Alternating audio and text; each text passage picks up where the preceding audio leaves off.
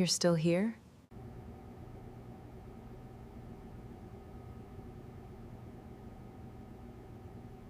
Yes?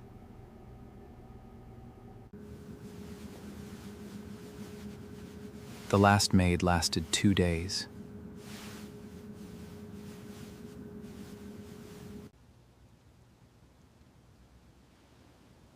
I know.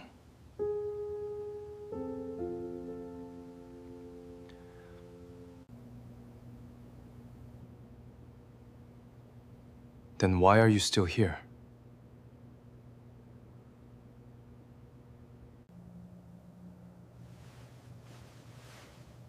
Because I haven't finished what I came to do.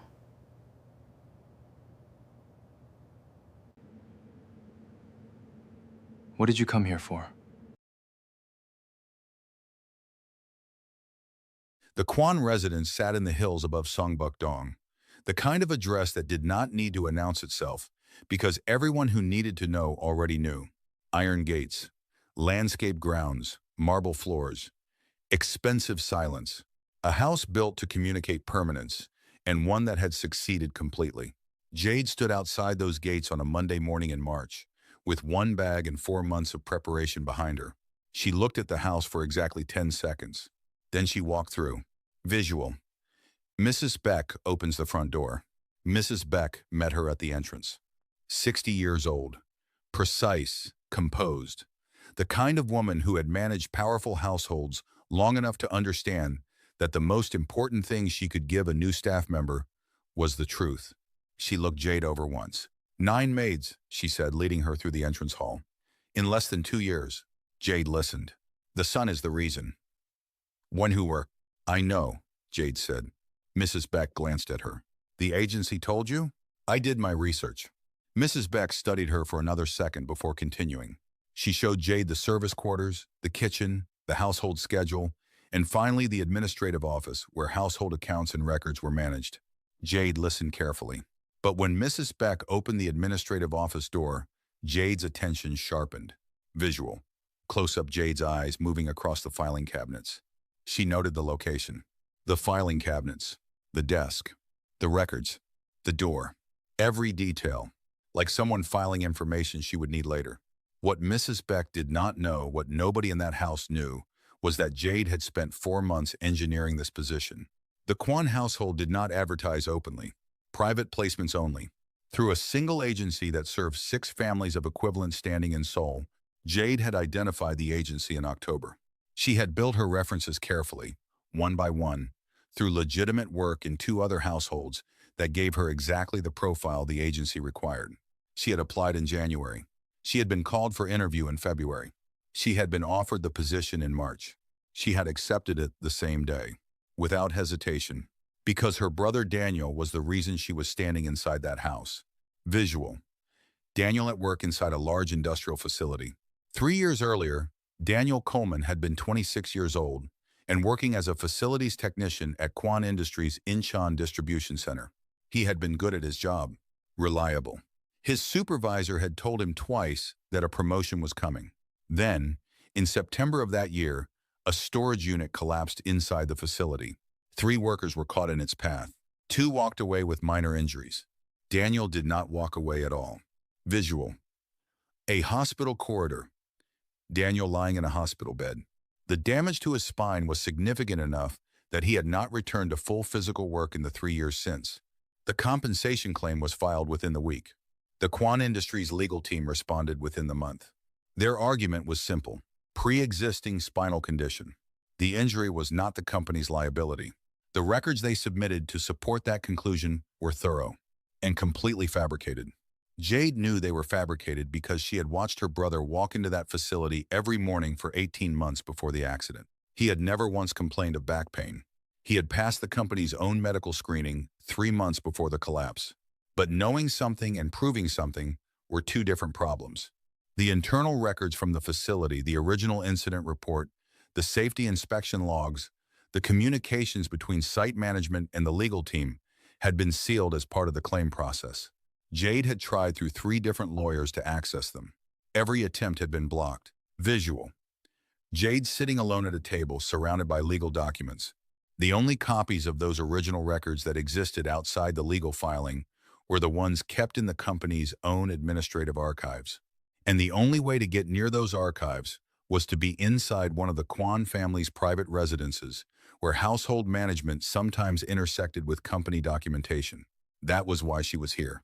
Not because she needed the job, not because she was unaware of the danger, because she needed one document, and she believed that document was somewhere inside this house. Visual. Jade walking through the corridor carrying folded linen. 9 maids had come and gone from this house in less than 2 years. Jade had read that fact differently from everyone else. They saw a warning. She saw an opportunity. A house that could not keep staff was a house with gaps. And gaps were useful. She needed 1 week inside the administrative office. That was all. 1 week of access to the filing system Mrs. Beck had shown her on that first morning. The system contained household records going back 11 years. And sometimes, misfiled documents from the company ended up there because the same administrative assistant managed both. Jade had spent 4 months preparing for this. She had 1 week to find what she needed. 1 week to uncover the truth about what happened to her brother. And Kwon Soo was not going to be the reason she left before she found it. Kwon Soo arrived in the kitchen at 8:15 on her first morning with the specific energy of someone who had already decided how the next few minutes were going to go. He spoke in rapid Korean, fast enough that most people without fluency would have caught only fragments. The breakfast tray for my father needs to be prepared differently. Jade turned toward him. Different cup, different placement, the toast cut at a different angle. He delivered each instruction with the pace and tone of someone who expected either confusion or compliance, with contempt ready for both. Jade listened to every word. Then she prepared the tray exactly as Mrs. Beck had shown her and carried it upstairs without comment. She heard him say something behind her as she left the kitchen. Low. A remark made more for his own satisfaction than for her to answer. She caught every word. She kept walking. This was the pattern she had prepared for. She had read everything she could find about Kwon Soo in the 4 months before she took this position. 24 years old. His mother had died when he was 16. His father had responded to grief by throwing himself deeper into the company, and Soo had responded to his father's absence by becoming someone who needed to control whatever was within his reach. The maids were within his reach. They had paid for it. Jade understood all of this. Understanding it did not make it easier to absorb, but it made it manageable in the way things become manageable when you know they are temporary. She needed 1 week of access to the administrative office. She had been inside the house for 1 day. She had 6 days left. By day 4, the campaign had escalated in exactly the ways Mrs. Beck had warned her it would. Tasks assigned at hours that made them almost impossible to complete correctly. The good cleaning supplies moved and replaced with the wrong ones. So surfaces came up streaked and Sue could file a complaint with Mrs. Beck about work done incorrectly. Jade's scheduled break interrupted 3 times with requests that could have waited. She absorbed every one, completed every task, filed no complaints. Mrs. Beek watched her with the careful attention of a woman who had seen 9 other people in this position and had learned to recognize the signs of someone approaching their limit. On the evening of day 4, she pulled Jade aside. "You don't have to stay," she said quietly. "Nobody would blame you." Jade looked at her. "I know," she said. "I'm staying." Mrs. Beck studied her face for a long moment. "Why?" Not unkindly. Just the honest question of a woman who genuinely wanted to understand. Jade met her eyes. "Because I have something to finish." Mrs. Beck did not push further. She simply nodded and returned to her work. But Jade noticed something after that conversation. The older woman began leaving the administrative office unlocked a few minutes longer each evening than she strictly needed to. Jade did not know if it was intentional. She chose to be grateful for it regardless. On the morning of day 6, Jade was in the kitchen at 6:45, preparing the household's morning schedule when she heard Sue come in behind her. She did not turn around. She heard him open the refrigerator, then close it, then silence. He stood behind her for a moment. Jade continued working. Then she heard it, the unmistakable sound of liquid being poured onto the floor. Not much, just enough. A thin spread across the tiles between where she was standing and the doorway. Deliberate, unhurried, the sound of someone who had considered doing something for a while and had finally decided to do it. Jade stood completely still for 1 second. Then she turned toward the cleaning cupboard. She took 1 step. Her ankle went out from under her. The floor came up fast. She landed hard on her right side. Her ankle twisted beneath her at an angle that sent a sharp signal through every nerve in her body. She did not cry out. She sat on the kitchen floor with her right hand braced against the tiles. She looked at her ankle. Then she looked up. Kwon Soo was standing in the doorway. He had the expression of someone who had expected a different reaction and suddenly did not know what to do with the one he was getting.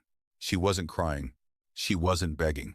She wasn't threatening him. She was simply sitting there, looking at him with the calm of a woman who was in significant pain and had decided not to give him the satisfaction of knowing how much. "Are you going to call Mrs. Beck?" she said, "or should I?" Something moved across his face. Something she couldn't name. He left the doorway. She heard him in the corridor. Then his voice. "Mrs. Beck." There was a sharpness in it. Something covering something else. Mrs. Beck was there within 2 minutes. She took one look at the floor, then one look at Jade, then one look at Kwon Soo, standing in the corner of the kitchen. Her face changed. It was the face of someone who had suspected something for a long time and had just had it confirmed. She turned toward Soo. "Call your father." Her voice was completely flat. "Right now." Kwon Tae-young arrived home at 11:43. Jade heard the car first, then the front door. Then the specific quality of silence that moved through the house when its owner entered, the way staff straightened without being told, the way even the air in the corridors seemed to recalibrate itself around his presence.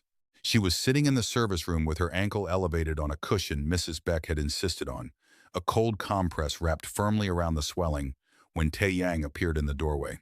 He was 53 years old and had the composed, unhurried bearing of a man who had spent 3 decades making decisions that affected thousands of people. A man who had learned to slow himself down in proportion to the seriousness of what he was facing. He looked at her ankle, then at her face. "What is your name?" he said. "Jade Coleman." He nodded once. "Are you in a lot of pain?" "Enough," she said honestly.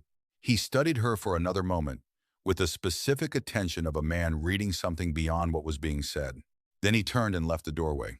Jade heard his footsteps moving down the corridor toward the kitchen, where Sue had been waiting with the specific tension of someone who knew a conversation was coming and could not make it stop. She couldn't hear the words. She could hear the tone. Tae-yang's voice was low and completely controlled. Sue's voice started at one register, then dropped, and kept dropping. It was the specific sound of a young man encountering a boundary he had not expected his father to draw. The conversation lasted 11 minutes. Then Tae-yang's footsteps returned. He stopped in her doorway. "My son will be reassigned to household duties while you recover," he said. "Full pay continues for you during that time. Mrs. Beck will arrange for a doctor this afternoon." He paused. "I apologize for what happened in my house." Jade looked at him. "Thank you," she said. He nodded once and left. Jade looked down at her ankle for a long moment. Then she looked toward the corridor. Somewhere in the distance, she could hear Mrs. Beck giving Sue his new instructions in the flat, efficient tone of a woman who had waited a long time for this particular conversation. The ankle was going to heal in 10 days, maybe 12. She had not planned this, but she understood immediately what it meant. Sue was now going to be managing the administrative office as part of his household duties. He would be in and out of that room every day. And Jade, resting in the service quarters with a legitimate reason to request documents be brought to her, had just been given something she had not been able to engineer herself. Time and access. She settled back against the cushion. Outside the window, the Kwon garden moved slightly in the March wind. The landscaping was still precise and controlled. Everything in its assigned place. She could be patient. She had been patient for 2 years. 10 more days was nothing. The doctor confirmed a moderate ankle sprain. Rest, elevation. No weight on it for at least a week. Mrs. Beck set up a proper recovery space in the service quarters with the efficiency of a woman who had managed physical crises in large households before and knew exactly what was needed. Sue began his household duties the following morning. He was terrible at them. Not deliberately this time. Just genuinely inexperienced in the way people are inexperienced at things they have never had to do because someone has always been paid to do them instead. He burned the first breakfast he attempted to prepare. He used the wrong cleaning solution on the hallway floor and had to redo it twice. He filed the household accounts incorrectly, and Mrs. Beck made him start again from the beginning without helping him find his error. Jade heard all of this from the service quarters. She said nothing. On the 4th day of her recovery, She heard him drop something in the kitchen, a significant crash, then silence. Then a single word in Korean that she was not going to repeat. After that, she heard him cleaning it up, slowly, thoroughly, without calling anyone to help him. Jade looked at the ceiling. On the 6th day, he appeared in her doorway in the early evening with a cup of tea. He set it on the side table without speaking. He did not meet her eyes. He started to leave. So, he stopped. "The tea is the right temperature," she said. "Thank you." He stood in the doorway for a moment. Then he left without responding. But the next morning, he brought her tea again. The same time. Without being asked. Jade noticed. She said nothing. On the 8th day, she asked him to bring her the household inventory records from the administrative office. Mrs. Beck had asked her to look over them as part of the quarterly review from her recovery space. It was a legitimate request. The kind of thing that happened regularly in a well-run household.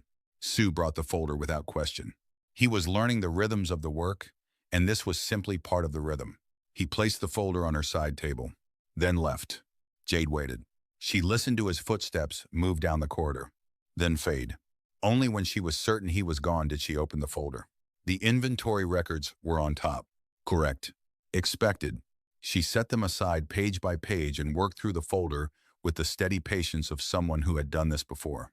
Someone who understood that what she was looking for might not be where it should be, and might not look the way she expected it to look. 14 pages in, she found it. A single document, 3 years old, misfiled between a household linen inventory from the same month and a maintenance request form for the residence's heating system. The kind of thing that ended up in the wrong place because administrative systems were managed by human beings, and human beings made mistakes.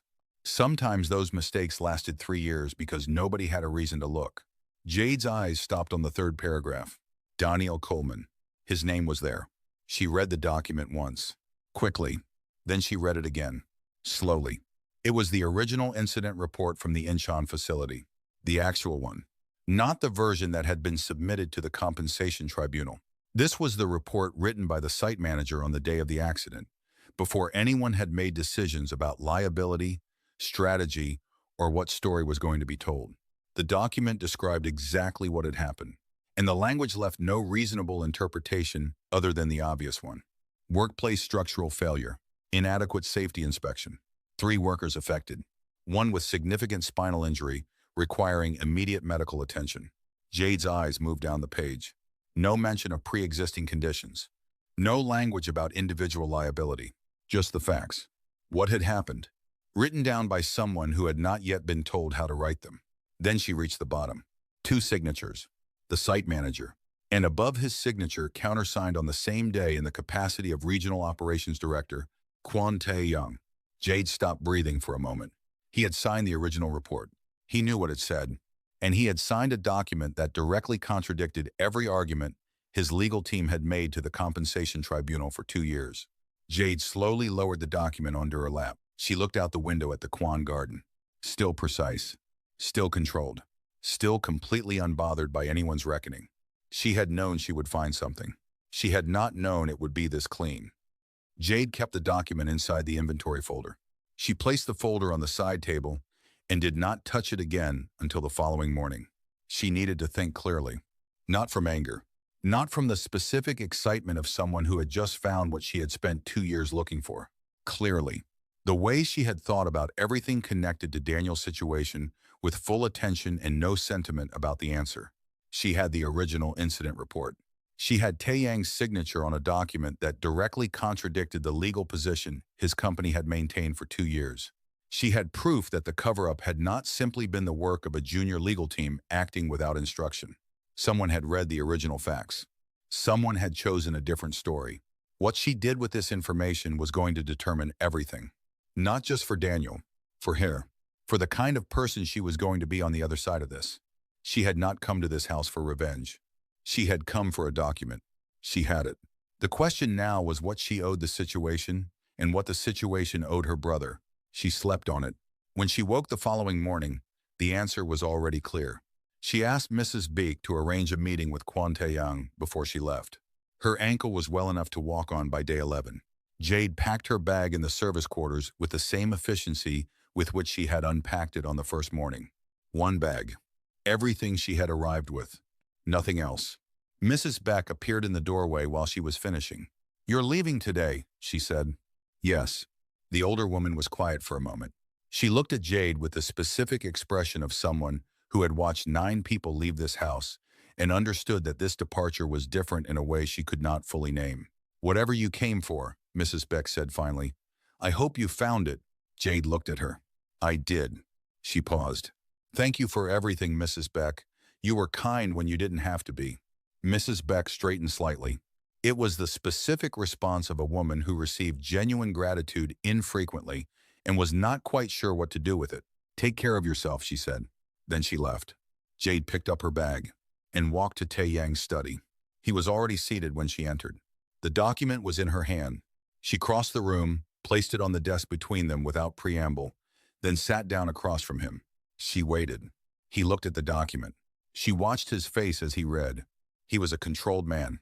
But controlled people still show things when they encounter the specific shock of seeing something they believed was gone appear in front of them after 3 years. His expression did not collapse, but something in it shifted.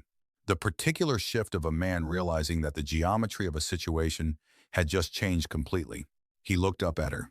"My brother's name is Daniel Coleman," she said. "He worked at your Incheon facility 3 years ago. He has not been able to work since the accident. He is 29 years old, and he has not been able to work for 3 years. Tae-Yang looked at the document, then back at her. "You came here for this?" "Yes, a silence. Long enough to be real." "You could have gone to the press," he said. "With this document, you could have gone directly to a journalist." "I could have." She held his gaze. "I am not here for exposure. I am here for what my brother is owed." "What is he owed?" "Full medical compensation for 3 years of treatment, 3 years of lost earnings at his contracted rate, a written acknowledgement from Kwon Industries of what actually occurred at the Incheon facility, and the original incident report entered into the official record to replace the version your legal team submitted." She said it without aggression, without emotion. The way she said everything that mattered with the clarity of someone who had thought about something for a long time and knew exactly what she meant. Tae-Yang looked at the document for a long moment. Jade let him. She was not in a hurry. She had not been in a hurry for 2 years. "I signed that report on the day it happened," he said quietly, "before I understood what the legal exposure was going to mean. I know. The decision to contest the claim was not mine alone. I know that too." Jade leaned back slightly. "I am not asking you to carry what others decided. I am asking you to correct what your signature is attached to." He was quiet for a long time. Then he said, "I will have my legal team contact you by the end of the week. I would prefer a timeline in writing before I leave this house today." He looked at her. Something moved in his expression that was not quite respect, but it was adjacent to it. The specific recognition of a man encountering a level of preparation he had not anticipated. He picked up his phone. He made a call. He spoke for 4 minutes. Then he ended the call, wrote something on a sheet of paper, and slid it across the desk to her. Jade read it, folded it, put it in her bag. "Thank you," she said. She stood. "Miss Coleman." She stopped. "Your brother is fortunate," he said, "to have someone who does what you did for him." She looked at him for a moment. "He would have done it for me," she said simply, and she left. Sue was in the entrance hall when she came through with her bag. He had flour on his shirt from whatever he had been attempting in the kitchen. He looked like someone who had not slept particularly well and was not going to admit it. His eyes went to her bag, then to her face. "You're leaving." "Yes." "You knew." She stopped. "The whole time," he continued. "Why you were really here?" "Yes." He absorbed this. "Why didn't you just—" He stopped, started again. "You could have done this differently. Gone to a lawyer, gone to someone." "We tried that," she said. "For 2 years. The document was the only thing that would work, and the document was in this house." He looked at the floor. For a moment, he said nothing. When he looked back up, there was something in his face that had not been there on day 1. Not softness exactly, just an opening. A crack in something that had been sealed for a long time. "Will your brother be okay?" he asked. Jade looked at him. Really looked at him. The 24-year-old underneath the cruelty. The grief underneath the cruelty. The boy who had lost his mother and then lost his father to work, and had taken it out on every person who came through the door because they were the ones who stayed when everyone else left. "He will now," she said. She picked up her bag. walked toward the door, opened it. The March air came in cold and clean and completely indifferent to everything that had just happened in that house. Jade. She stopped, but did not turn around. I'm sorry, he said. A pause. For the floor. She stood in the doorway for a moment. Then she finally turned her head slightly. Learn how to cook properly, she said. Mrs. Beck will teach you if you ask her instead of ordering her. Then she walked out. 2 months later, on a Tuesday morning in Lagos, Jade was sitting at her kitchen table with coffee when her phone lit up with a bank notification. She read the amount. Then she read the sender. She set the phone face down on the table, then picked it up again. She called Daniel. He answered on the second ring. Hey, he said. You okay? Check your account. A pause. She heard him moving. Then silence. The specific silence of someone reading something on a screen that they had been waiting 3 years to see. Jade. His voice had changed completely. I know, she said. How did you? He stopped. You went in there yourself. Yes. You could have told me. You would have stopped me. He was quiet for a long moment. Jade could hear him breathing, could hear the specific quality of a silence that contained more emotion than words could hold. Thank you, he said finally. Just that. 2 words carrying 3 years of weight. You don't have to thank me, she said. That's what family does. She ended the call. She looked out her kitchen window at Lagos, doing what it always did, loud, luminous, completely alive, unbothered by anyone's private reckoning. She made herself another cup of coffee. She had 2 contract briefs to review, a call with a new placement agency at noon, and a life that was waiting for her to come back to it fully now that the thing she had been carrying for 2 years had finally been set down. She had walked into that house knowing exactly what she was looking for. She had endured what she needed to endure. She had found what she came for. She had taken only what her brother was owed, and she had walked away clean. The most dangerous person in the Kwon residence had been the one they assumed would not last a week. She had lasted exactly as long as she needed to. Final cita. If this story hit you, if you felt every moment of what Jade carried and how she finally put it down like this video right now, every like tells YouTube this story matters and helps put it in front of more people who need to hear it. Subscribe to Afro Korean Folktales because every week we build stories like this one. The woman they underestimated, the plan nobody saw, the ending they never prepared for. And I want to hear from you. What was the moment that got you?